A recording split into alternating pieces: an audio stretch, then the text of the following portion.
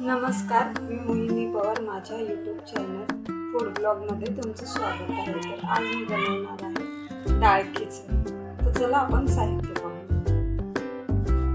साहित्यामध्ये इथे मी अर्धी वाटी तांदूळ घेतलेला आहे. हा वाडा कोलम आहे. तुम्ही तुमच्या आवडीने कुठचाही घेऊ शकता, तुम्ही वापरत असाल तो. इथे मी अर्धी वाटी त्याच वाटीने मोजून ही मुगाची डाळ घेतलेली आहे आणि ही पाव वाटी मसूरची डाळ घेतलेली आहे. इथे मी टमॅटो घेतलेला आहे एक, आणि हे फोडणीसाठी जिरं आहे, कढीपत्ता, लसूण, आणि इथे अर्धा चमचा मिरची पावडर आहे आणि हा पाव चमचा आमचा घरगुती मसाला आहे.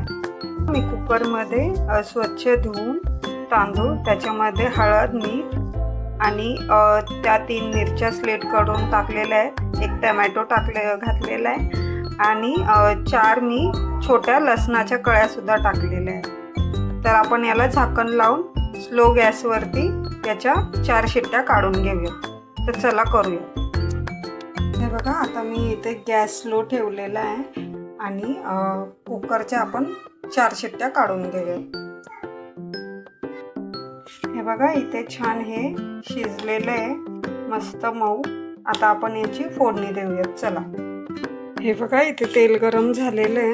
आता आपण याच्यात सगळं हे टाकून देणार आहोत. लसूण आणि हा मसाला पण आपल्याला तेलातच टाकायचा आहे आणि थोडंसं फ्राय करून लगेच आपल्याला गॅस बंद करायचा आहे. इमिडिएटली.